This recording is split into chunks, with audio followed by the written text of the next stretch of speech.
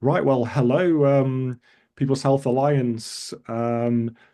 I'm absolutely delighted today to introduce a brand new topic to the PHA, which is German New Medicine. I don't even believe it's mentioned on the PHA website at the minute, but that's going to change very soon.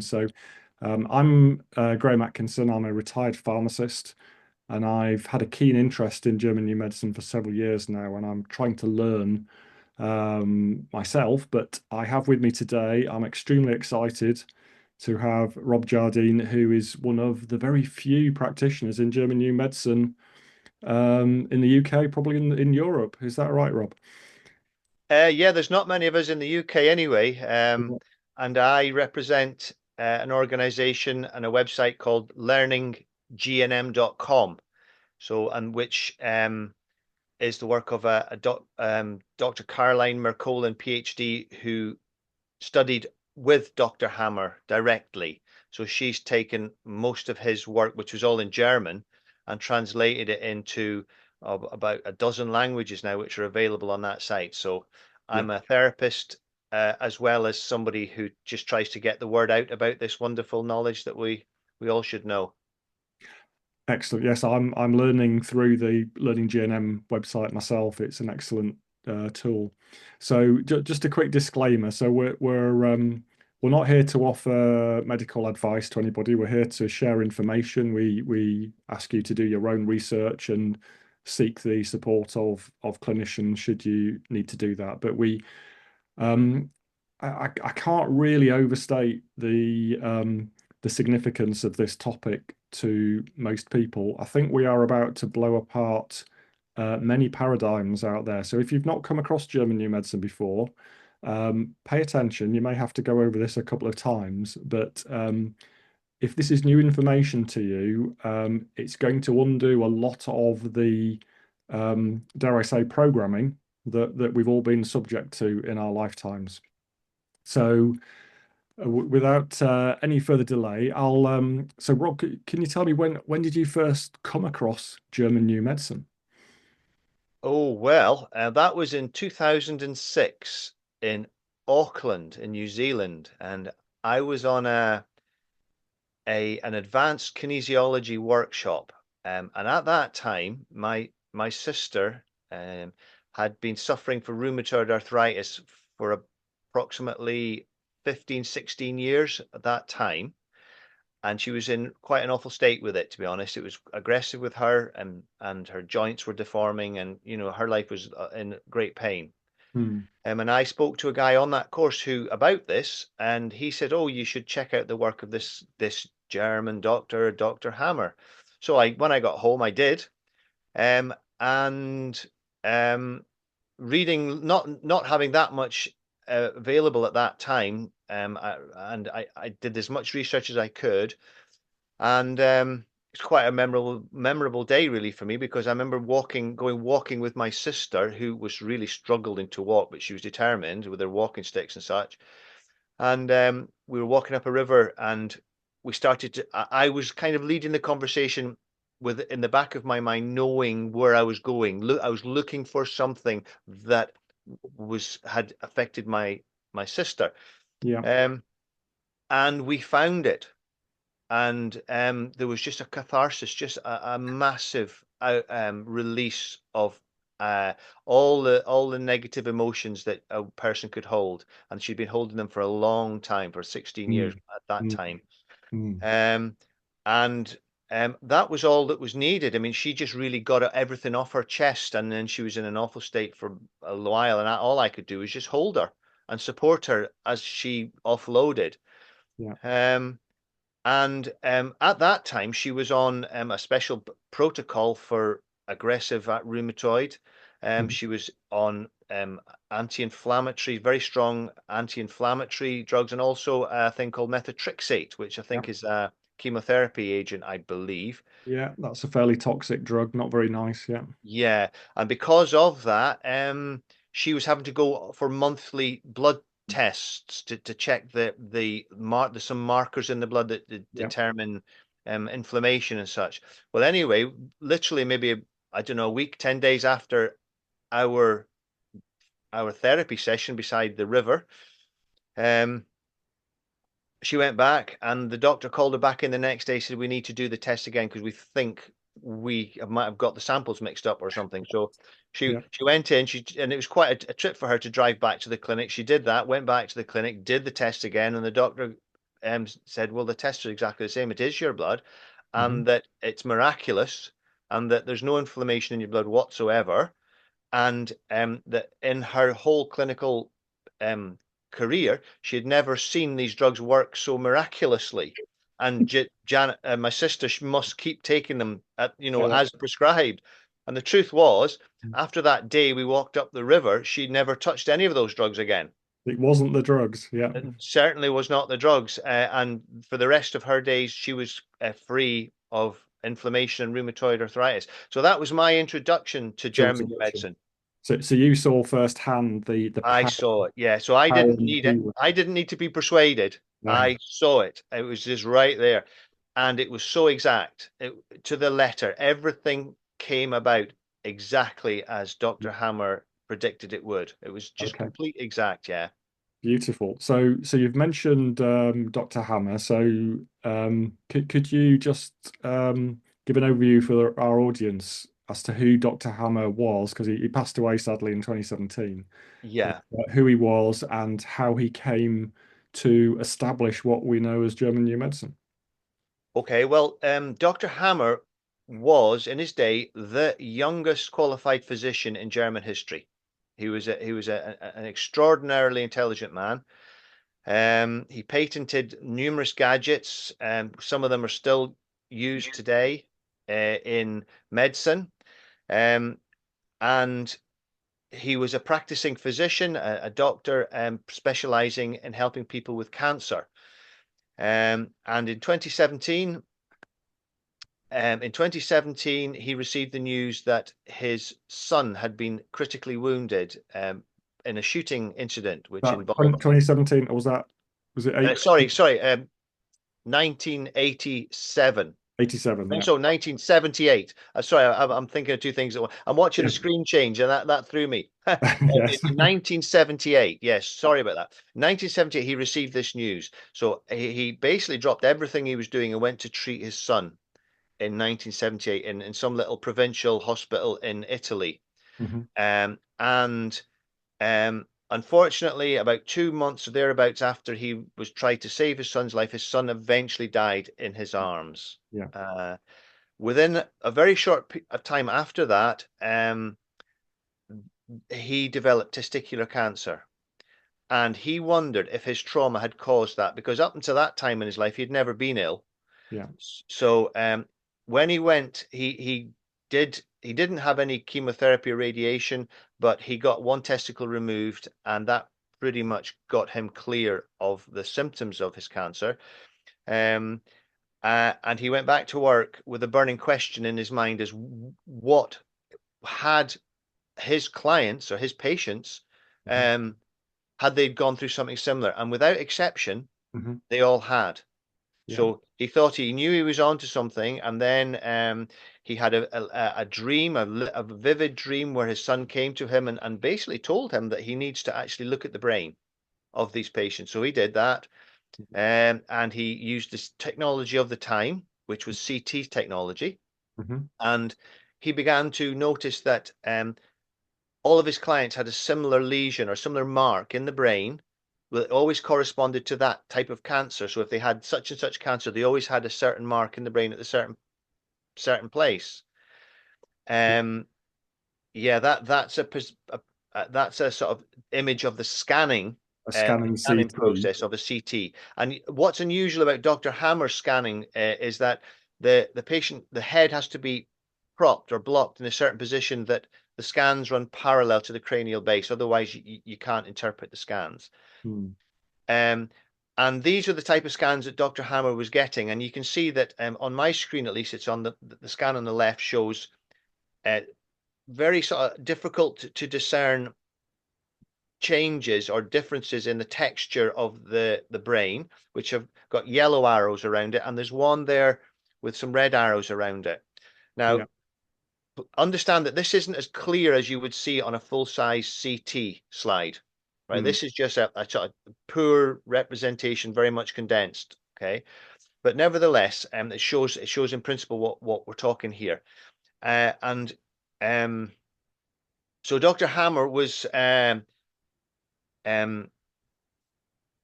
began to see this pattern appearing in all of his patients, that every patient, for example, with breast cancer or glandular breast cancer to be exact, would have the mark that appears on the slide in the left slide there. And it was without exception, it was always the case. And he then tied together the fact that the woman that had developed that type of breast cancer had always suffered a similar type of conflict. Mm. So he started to notice right away the link between the life event and the symptom that developed. Yeah. And so leading on from that, Dr. Hammer, he there's some more slides there. He is pieced together, managed to discover, if you like, five biological laws which apply to all diseases, not only cancer, all diseases, all symptoms, that would be classed as a medical condition. Mhm. And his five biological laws are 100% applicable to all cases of all symptoms. Yeah. Um, and it's objectively verifiable in every case. So Yeah. that's sort of the background of his discoveries. He was vilified for his discoveries. He eventually lost his medical license for refusing to refute his discoveries and refusing to adhere to the accepted practices of medicine at that time. Yeah. Um, he he in 19, I think it was 1981, he filed a thesis um, asking the medical university of Tübingen, excuse me if I don't say that right, but it's a German university, asking them to put his thesis to test and to whether it stands or not. And to this day, they still refuse to do that. In fact, the medical establishment seems to have run a mile from everything to do with Dr. Hammer's discoveries for. Yes. So just a couple of points there. Can you confirm? So when Dr. Hammer was seeing these lesions or these circles on CT scans, Yeah, he was seeing the same le or the location of the lesion was always the same for the same type of cancer. that's correct. And as his research continued right up until 2006, 7, 8, something about that, um, the same was found to be true for all symptoms that we physically or psychologically develop, because Hmm. his work even applies to depression and mania and various other psychoses, Hmm. that it's 100% reliable. So if somebody has bowel cancer, then there will be a lesion in the brainstem at the exact same place in every time. Yeah.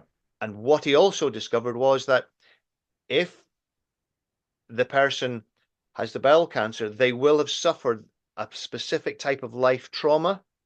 And if that life trauma is resolved, not only does the cancer regress all, um, biologically all by itself, Hmm. but also the CT scan, the shadow in the brain changes texture. You can tell the difference between looking at a brain scan. You can tell if somebody is in healing or if they still have to resolve a life conflict and Yeah. go into healing.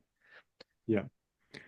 Thank you. Yeah. So you mentioned the university didn't want to test his thesis, but am I correct in, I think I read in one of his books that there was a few court cases where his Yeah, evidence was put to the test in a court of law and was yeah, found to be absolutely correct. indeed. So I think that would have been around about 19. I'm not sure in 89 or 9 or mid 90s. I'm not sure exactly sure the date, but Mm. the actual court case that I think it might be 97, the court case that actually stripped him of his medical license to practice, all the evidence they'd collated and they'd gotten together all of the evidence of all of the people he'd treated up until then, because Dr. Yeah. Hammer had never done that. And Mm. it was the actual prosecution team that won the case and got him stripped of his medical license. Um, it was actually those very same people and the statistics that they created that showed that his um, success at curing people with mostly terminal diseases, or Yeah. definitely incurable disease, and most of them terminal cancer, he was well up in the 90% successful. Yeah. And it was actually those people that have given us the how good he is as a percentage, so it's incredible. If you think at that time, the people he was working with, I think had a 5-year survival expectancy of under 10%. Mm. Yeah, here's a man not using any medicines, getting in the high 90%. Yeah. It's phenomenal. So just to put that in context for the viewers and the listeners. So I think the 5 year survival is a sort of internationally recognized statistic that cancer services collect. And I think around the Western world, at least, the 5 year survival rate for people with cancer, diagnosed with cancer, it's not much greater than 2%. I think most services will, they won't tell you, but if you ask and you push, the clinicians Right. will admit to around a 2% success rate. Now, Dr. Hammer in the court case, I think was it 2,000 cases, I Eh, think, went to court, and his success rate was 97, 98%. mhm. So the Yeah. judge, in the summing up, as far as I understand it, Rob, basically said, You've done an extremely good job of curing people of cancer, but you have committed a crime because Mhm. there are cancer acts in most countries in the world. And if you don't follow the chemotherapy, radiotherapy, surgery route for cancer therapy, you're committing a crime. So I think he was stripped of his medical qualification, Mhm. because technically he'd committed a crime, even though he'd, Mhm. was curing all these people who would otherwise have died. So that just shows you how ridiculous the system is. Yeah, and even after he had lost his license, he still practiced because quite a few doctors had cottoned on to how good his stuff was, and they were using him as their reference. There was other doctors and various all over the world sending Dr. Hammer the CT scans, and it's incredible. I mean, he was able to in front of uh, oh, was it 20? I forget now that 27 doctors or something who were putting him on test, and that they gave him a set of slides, and all he needed to know was if it was male, if the patient had been male or female, and they were right or left-handed. Right or left-handed, yeah. Yeah, and he Yeah, was able to tell almost to tell the full medical history of each person, and they were 100. He was 100% correct, but yeah, just by looking at the brain scans. yeah. So it's phenomenal. So this really points to, I mean, this is a huge topic for another podcast, I'm sure, but I was trained as a pharmacist, and I was trained that we are just a body, we're just a bag of chemicals. And, that's far from the case. I'm sure most of you realize that. And we are a soul having a human experience, and we have a Completely. mind. So there's this mind soul body connection, and that's really what Dr. Hamer found was the importance of the impact on the soul and the psyche of a Mhm. trauma, and it's unresolved trauma, isn't it? Because I think two Yeah. people might get the same trauma at the same time. One of them just shrugs it off and deals with it, and the other one was unprepared for it. Is that what triggers this sort of shock Um, reaction? yes. The psyche becomes activated when we experience an event, a scene, a situation, or an event which catches us on the wrong foot, and we're unable to cope with it. We didn't see it coming, and it compromised us in some way, and it affected us deeply. Mm, It was significant, emotionally significant to us, right? yeah, And in that moment, our psyche latches on to the issue. yeah, And as long as the issue stays unresolved, I mean, the moment of trauma comes and goes, but mm, if it leaves an issue, something that's not resolved, um, the body will continue under the control of the psyche. The body will continue to adapt itself in a biological way to hmm, try and help us biologically overcome the trauma. yeah, But what's the other level of thinking to understand what the psyche's doing? We have to appreciate that the psyche is a prehistoric or an evolutionary speaking. It's mm, it's from an earlier epoch. So the perspective of which the psyche operates is not what we consciously think in. The psyche is not the conscious mind whatsoever. It's the psyche is more like a it's more like a fire alarm system in your house. It doesn't really think and debate about things. It just reacts, and it uses the assets it has to help us survive. And it's helped us, it's been very successful over the course of evolution for many millions of years. But more recently, we've developed an intellect which is kind of separated from itself and doesn't realize that we are this sort of biological organism. Yes. And the psyche is very much part of that. So, So we have so to we'll sort of come. think, when we're looking at symptoms, we have to learn to think about how the psyche perceives life. And that then explains why we develop eczema, or why do we develop cancer, or why we develop anything. And that was the really the step, the genius of Dr. Hammer's discoveries, is that he was able to understand the body from the perspective that created the body itself. Yeah. So we'll come on to just quickly talk about the different areas of the brain, the different, the different, as you say, Yeah, developmental parts of the brain, because that's crucial. But I suppose what we're really talking about here is the sort of, a sort of primordial brain, a sort of Stone Age brain that is helping the body survive, because everything is survival, isn't it? It's a threat to survival. That's at the root of a lot of these shocks. And it might not be indeed. survival of So the body, or it might be survival of an offspring or the partner even, correct. Yes. Yeah. But But even so, if it's an offspring, it will be a trauma involving the offspring will be highly significant to the parent. You see, so mm, the parent, for example, lung cancer, it's I believe it's the most common so-called secondary cancer. Well, yeah, Dr. Hammer's work shows us that there are no secondaries. Cancer cannot spread because it's all mm, controlled by the brain. yeah, But uh, lung cancer, alveolar lung cancer, is caused by a fright for your life, or a death fright, as Dr. Hammer called it. yeah, So, it's biologically the body is trying to increase the alveolar mhm, cell content to absorb more oxygen for longer, to help us live longer. to breathe See, more. so to breathe longer, yeah. So the body's actually trying to help us in this moment of trauma from its prehistoric biological perspective. Yeah. And Um, this would show up as a shadow on on a lung X-ray, wouldn't it? And be interpreted as a yeah. cancer. Yeah. That's right. And it would be a cancer because there would be adeno cells proliferating in that region. Mm. But if you looked at the brain scan, specifically in the brain stem in an area called the pons, Mm. you will see a shadow in a specific, very specific location. And as long as the shadows is there, the cells will proliferate, and they will proliferate as long as the death fright hangs over the person's head. But Yeah. when the person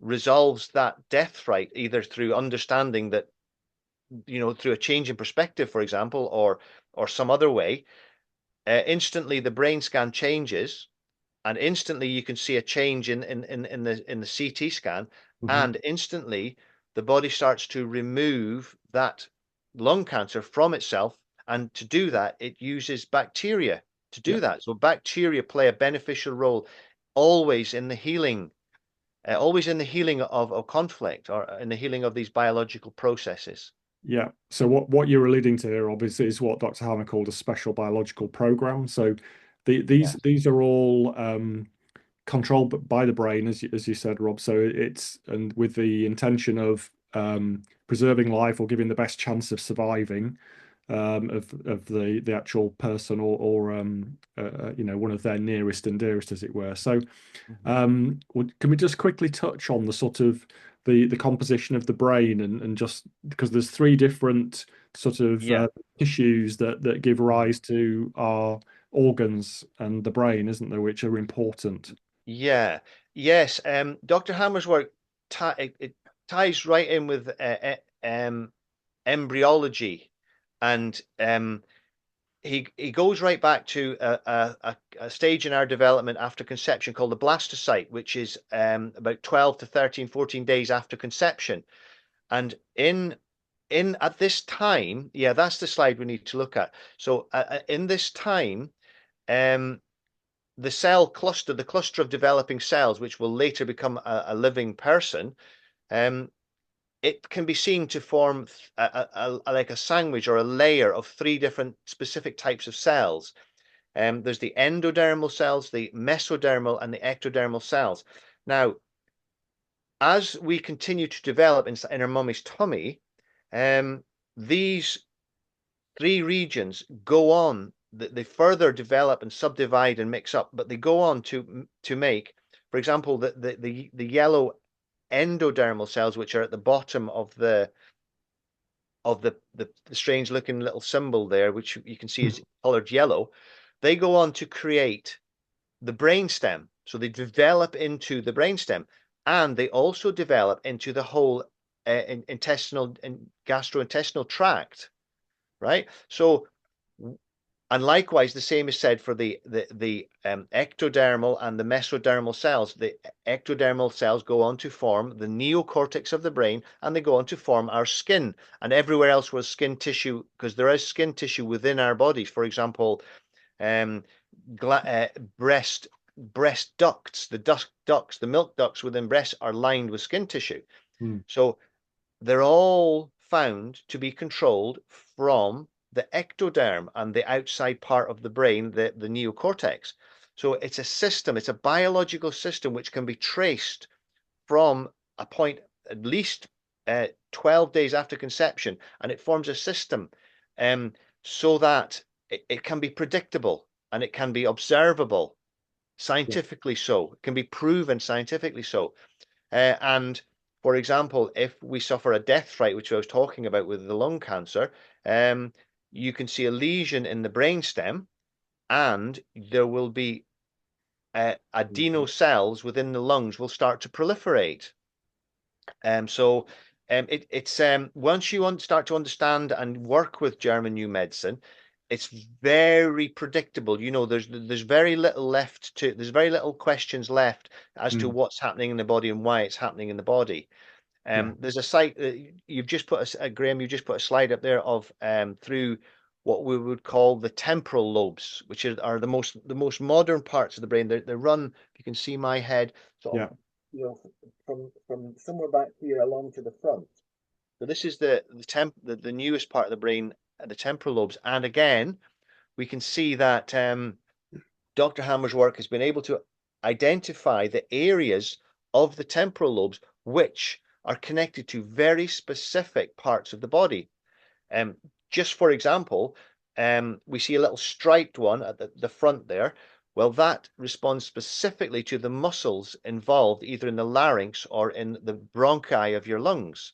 Hmm. And therein is asthma. Yeah. All asthma attacks must be mediated through those either one of those two relays. And every time, 100% of the time, if you look at the brain scan, you can see the activity of that brain relay causing the symptoms which manifest as asthma, for example. And not only that, that will have been caused by a very specific type of stress or life event which created a stress. So it gives you all of the components that you might need to get yourself well again and recover from, for example, asthma. But every other disease basically that you can think of, in principle, it goes through the same kind of process. Yeah. Yeah. So it's this is what we're talking about in terms of a special biological program, isn't it? It's a very predictable response that the psyche create Yeah. in the brain and then into the body with the Yes. purpose of healing, or surviving first the trauma and then Yeah. healing afterwards. Is that right? Yeah, it concerns itself almost most of the programs. Um, they create a change in the body at the time or directly after the trauma which started the issue. There's always like a traumatic issue enters your life. Is a good way of saying it. Hmm. And as long as that issue isn't resolved, the body is actively trying to adapt itself biologically Hmm. to help you in a biological way to resolve that issue. Yeah. But it's only understandable from a prehistoric perspective, Yes. right? From the perspective of what we were the physical form that we had at the time the brain learned to do this. We've inherited this. It doesn't help us at all. Catching lung cancer because you've got a bad diagnosis from the doctor doesn't help you. Not now, but from the perspective of the psyche, it Hmm. just perceives that we've had a death fright and tries to increase the amount of alveolar cells and therefore the oxygen processing content of the lungs. You Yeah. see? Yeah. And it's this total mind shift. It's a total paradigm shift that we have to put our heads in it to understand our bodies. We have to understand them from the perspective that our bodies were developed or Yeah. through evolution. It seems to, I know some people are not so hot on evolution, but nevertheless, Dr. Hammer's findings completely coincide with the evolution and such. Mm. And So it's and what's also is important is he did a lot of brain scans, a lot of work with dogs. He loved dogs, and the same is seen to happen in yeah. dogs as well. Yeah. So it's a pattern that's found, through most of the higher animals, and probably, if we cared to look, in the lower animals as well. Indeed, so yeah, Yeah. So I know, so just to give an example of this, sort of Stone Age versus, modern 21st century age. So I know in Dr. Hammer's book, he talks about one of his patients who, I think he'd been, made redundant, or he'd lost his job at work. yeah, So the psyche, that's not a biological. There is no Stone Age program for losing your job in the sort of, the aircraft factory, because they didn't exist in the Stone Age. But there is a program for, potentially losing your source of nutrition and food. So is it right in that the psyche has to interpret a 21st century shock and find the sort of the best mhm. match, if you like, of a sort of Stone Age threat to life, and it then runs that program? Is that how it works? Yes, kind of, yeah. It all happens within milliseconds. Mm, Within quarter of a second, your disease, your so-called disease, has started after the trauma, right? The mm, psyche has no time to think about it, so it just makes a knee-jerk reaction from the perceptions that it is programmed to see. So if the psyche is programmed to see mhm, let's say what's called a morsel conflict, mhm, which is it's a morsel of food. It's like something that's precious to you would be a morsel. Well, mhm, if the guy in question, or not that specific case, but other cases that Dr. Hammer talks about, if we lose our ability to have something that we want, like we feel is ours, or it's a precious thing that or we've ingested something into our lives which has gone toxic. Let's say mm, we've started a partnership with a work colleague, and then you find out that they've been dabbling the books and robbing you. Then mhm. that could become septic inside of your mind, and the Yeah. body sort of regards that as like a septic piece of food, which it tries to process with the digestive system, You, and you've that's in, what you've starts to ingested cause, Yeah, you've yeah, ingested something toxic, so we're going to toxic, yeah, we're going to detoxify, which might be vomiting and diarrhea and other things as yes. well. Yeah. Exactly. Or we might need to process this toxic thing so it starts to create more cells to process it. And Mm, that gets diagnosed as cancer, for yeah. example. Yeah. So it's only understandable if we can sort of get our heads back into the perspective of the prehistoric perspective and the biological perspective that the psyche lives in.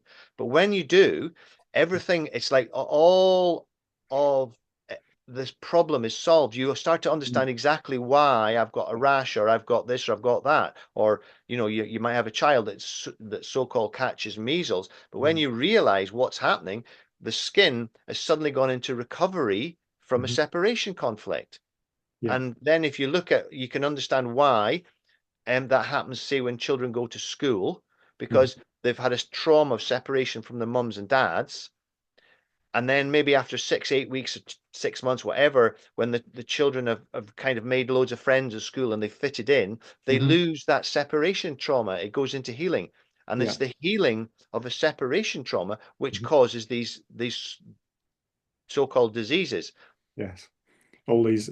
So, I know we've got a slide here. So there's the Dr. Hammer identified sort of two phases of these biological programs. The sort Yeah. of The phase when the conflict is active and the phase when the body's gone into healing. Is that right? So, Yes, all diseases are part of a process, a biological process, which is has got two phases. So we can see from this slide that the wiggly black line, which starts on the left and goes towards the right, that is supposed to depict the autonomic nervous system, which bobs along from day and night. So it goes from daytime to nighttime. At nighttime, we rest and digest. In the daytime, we, work, hunt and gather and live life, right? mm, Um, what happens is if we suffer one of these biological conflicts, it hijacks our autonomic nervous system via the psyche, and that's where there's a triangle called DHS, which is German New Medicine lingo for it's the trauma which started the conflict, mhm, and you can see that sets the whole autonomic nervous system into out of balance, if you like, and that's the blue section. yeah, Um, we're stuck in what he calls sympathetic atonia. So in these states, if you have suffered a significant trauma, a significant conflict, you will start to wake up at 3 a.m. and you will have really, really frigid cold hands and feet, like unusually cold, right? And this is a sign that your body is using its resources to try and resolve a life issue.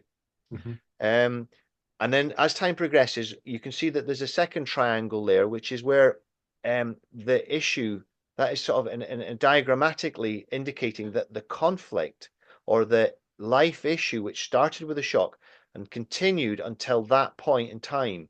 mhm, And at that point in time, it entered the double dip healing phase, which is it's got A and B and it's red. Now it's red for a good reason. It's because it's called the hot phase.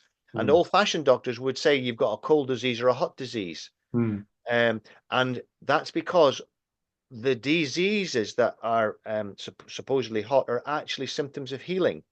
yes, So it transpires through the massive amount of research. I mean, Dr. Hammer's research, there must be approaching 60,000 cases in it. I mean, it's massive and it talks about every single type of disease known to the medical dictionary. And it transpires that most so-called diseases are actually symptoms of healing. They so, only become present in the body mhm, when we resolve a conflict. So that's quite amazing, isn't it? It's quite remarkable that things such as the flu, and whatever it might be called, this, because it gets renamed every so often, um, uh, it's it's actually a healing symptom from a biological conflict, and the person needs absolutely no medication whatsoever apart from rest and avoidance of all worry and stress. yeah, Um, which and is what our grandparents used to do, didn't they? They used to take themselves to bed for 3 or 4 days if they got the flu. That's right. And the flu is not contagious in any way, shape, or form. But the fear of the flu is contagious. And the Mm, fear of the flu could actually cause a symptom like the flu because um, there's a few different conflicts which can create a symptom such as the flu or a cold, for example, the biological conflicts. But um, the sort of the bigger picture, which is where we're at today, we're not really talking much detail today, but the bigger picture is the body is reacting biologically to a perceived threat. And mm, when that threat goes into healing, many diseases appear.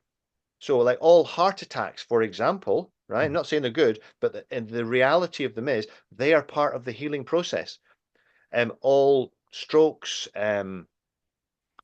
all diseases involving inflammation, for example, so inflammatory disorders, mm, where anything involving temperature and such, yeah, it's actually a sign that the body's resolved a life issue, yeah, and the psyche's now asked the body to go into healing.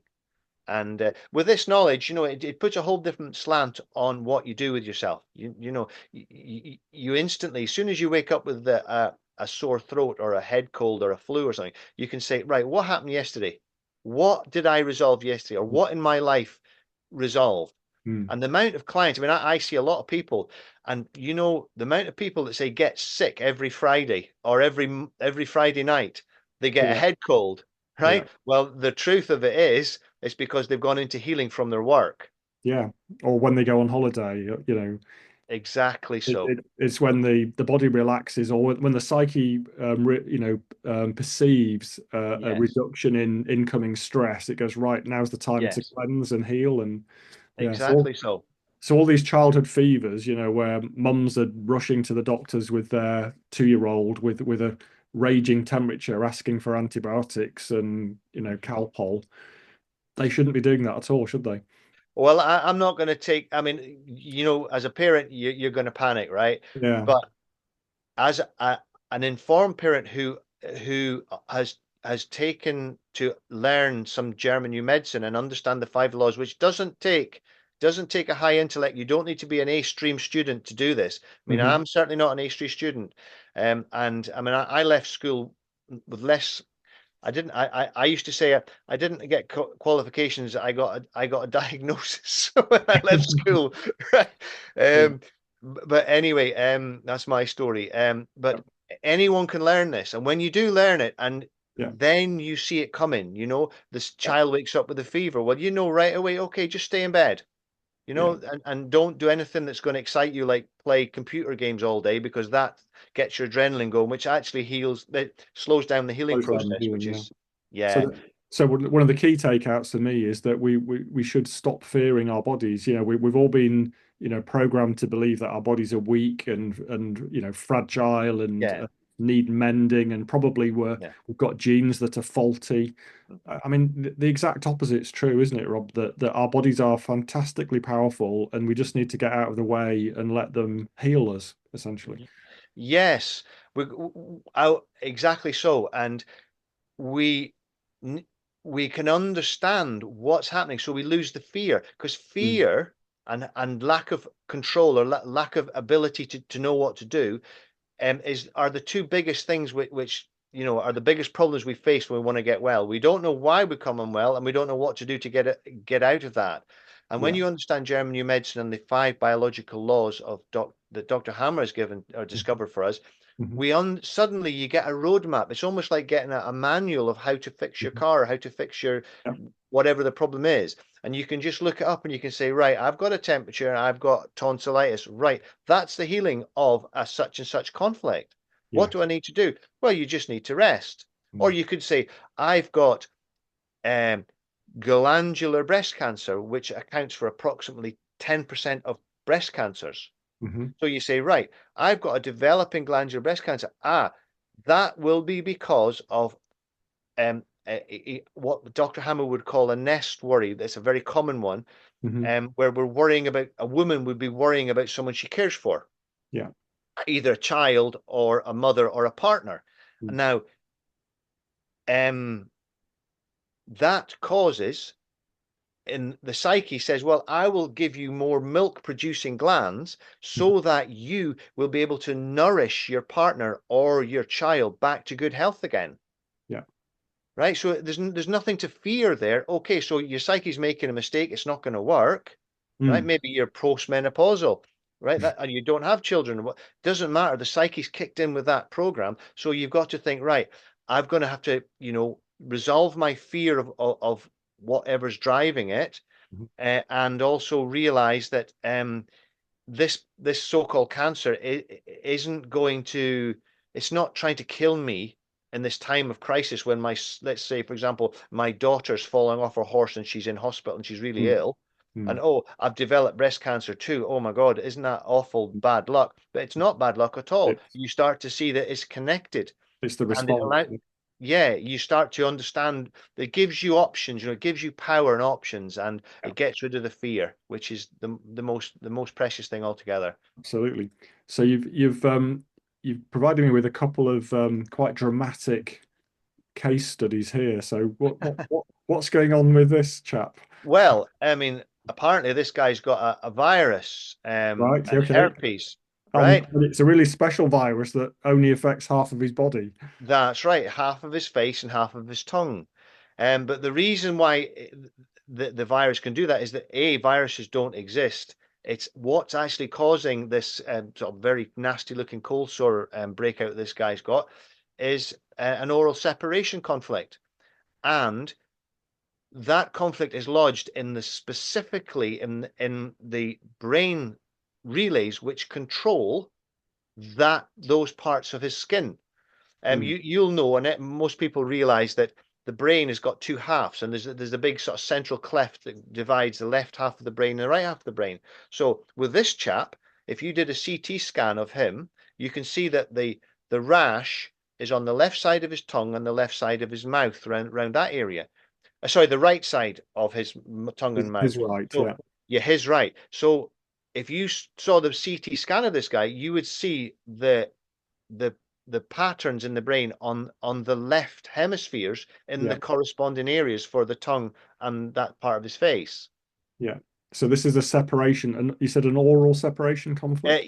Yes, that's what sets off the cold sores is an oral separation, um, which has gone into resolution, and hence you have the swelling, you have the pain, you have all the symptoms of the so-called herpes Yeah, infection. But in reality, the body is now going through its natural healing process, which, mm, if it's left untouched, will come to its natural conclusion.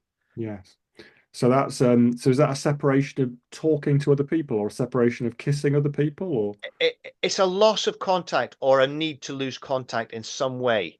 And right. that's when German new medicine starts to become more of an art. When Mm, it's quite good fun to learn all the bits and bobs of German new medicine, but when you mm, try to actually put it into somebody's life and to realize, to try and sort of think about what that person experienced that caused that, yeah. then It, it's more difficult. But what I can say, and I can say it personally, because I used to have the virus and I used to get cold sores. And I realized I used to, when I was working on the oil rigs, um, I would get a cold sore outbreak about 2 days before I would come home every trip.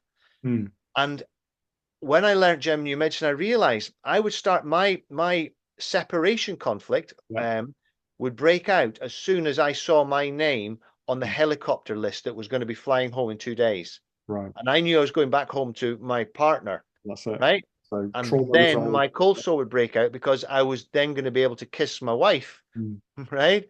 yeah, And my oral separation was gone into resolution again. yeah. So that's just a personal Fabulous, isn't it? story about cold sores. Yeah. And then this Poor poor little child individual. here, yeah. Well, you can see there's a lot of swelling around the tummy and around the legs, and Mm, this little person is suffering an existence conflict or an abandonment conflict.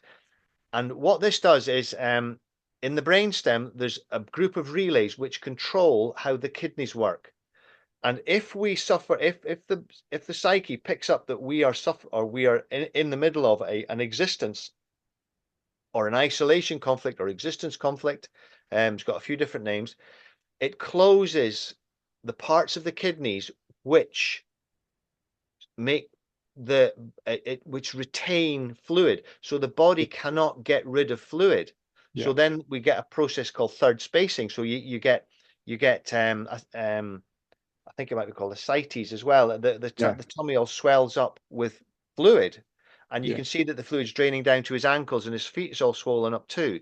yeah, So again, this little child hasn't eaten too much food or isn't fat at all. That's all fluid, and it's all being kept within the body because the kidneys have been closed by the psyche in order to retain fluid because it feels, oh God, I'm abandoned.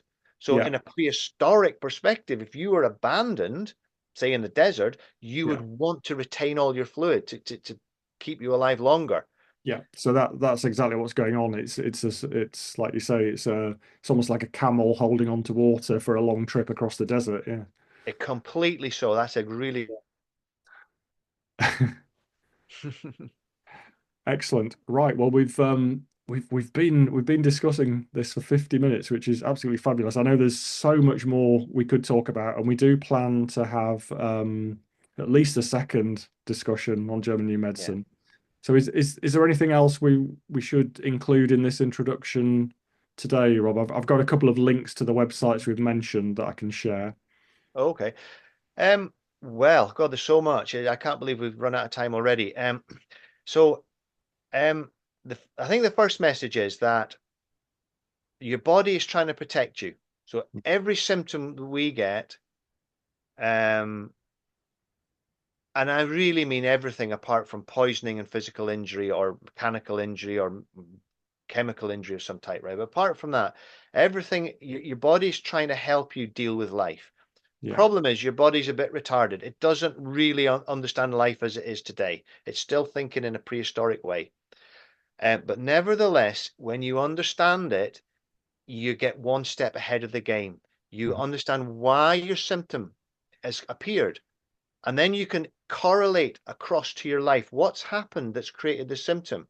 And then you can get right on the case and fix that life issue if it needs fixed, right? Most diseases are actually healing symptoms. Nothing needs fixed whatsoever, apart from our understanding of them. Um, so Exactly. that's what I'd like everyone to take away, right? That our we the medical industry or the disease industry has created a paradigm which is entirely incorrect. Yeah. And Dr. Hammer's work proves what it is. It shows us what it is and how we can best handle it for our well-being and the well-being of the people that we care for. So that it offers much scope for all healers, Hmm. all doctors if they want to learn it, Yeah. and for everybody who has a body and Yeah. wants to keep it working, right? It- So basically, everybody could benefit hugely from it. It's just an amazing science. It's 100% objectively verified and verifiable. mhm. So it's a really it's just a treasure that life has given to us, and I'm hoping to bring this to, through the PHA to everyone who's got an interest in health, and they can take it on from there. And I would like to do another talk with you, a bit more structured, Mhm. about we will discuss the the three embryonic germ layers Yeah. and how they go on to form the brain and the diseases which are sort of categorized. So it would be digestive disorders, it would be disorders of the musculoskeletal system, Mhm. and likewise psychoses and such as well. They're all included in it. So it would be Yeah. good fun to really sort of to drill down on some of the details so that we can Yeah. people can look at it and actually correlate, to themselves or the people that they're caring for. Certainly so. So beautifully put. So, and I think one of the most, promising things that I think we both want to come out of this conversation is that we want German medicine to be seen as something that's complementary to almost every other modality of therapy out there. It doesn't matter who you are, what practice you're following. If you have this understanding, it will enhance your ability to be a healer or to heal yourself. Is that's Yeah, that's it. That's entirely correct. And I actually work with some complementary health providers. Quite a few of them contact me. They might have various cases that they want to know the German new medicine perspective on the Mm, symptoms that they're trying to help someone with. yes. So it's a wonderful it's just it holds immense potential for Mm, us to learn what we are, how our bodies work, and help us manage our lives or manage our symptoms to a successful outcome, so that we can die of old age as opposed of being poisoned to death by beforehand. yes. Wonderful. So we'll just share. So we've got a couple of websites here that listeners and viewers can go and have a look at. So Rob's mentioned the top one, which is the learninggnm.com website, and the bottom one is the publishing house of Dr. Hamer. Is that correct? Yes, that's correct. Yeah. Yeah, so you can buy a book that he wrote, lovely little book, and a few other bits and pieces from Amici de Dirk, isn't it? Is he Spanish? Is it in Spain, I think, isn't it? Or Portugal? Yes, it's he lived in Spain because he was exiled out of Germany for a few Yeah. years. So he lived in Spain, but and that was his son Dirk. Yeah, so Yes, yeah. Dirk Hamer. So, well, thank you, Rob. I mean, that's been absolutely amazing. I know I'm yeah, every time we talk about this, I get so excited about the possibilities and where this will lead. So I know, I think we're both on a mission to help, a wider audience appreciate, what German new medicine can bring to humanity, essentially. It shouldn't be something that's kept a secret, and it has intentionally been, kept a secret really by the medical industrial complex, and for the reason that it's that we've alluded to. It's not good for business when you understand how your body heals itself. Um, Mhm. so on that note, I'll just say thank you very much, Rob. I really appreciate your time today. That's been amazing, and I look forward to joining you again soon. And we'll do a part two for our viewers and listeners. Yeah, So thank it's been you. a pleasure, and I hope to see you all again soon. Thank you. Take care. Thank you. Bye. Bye.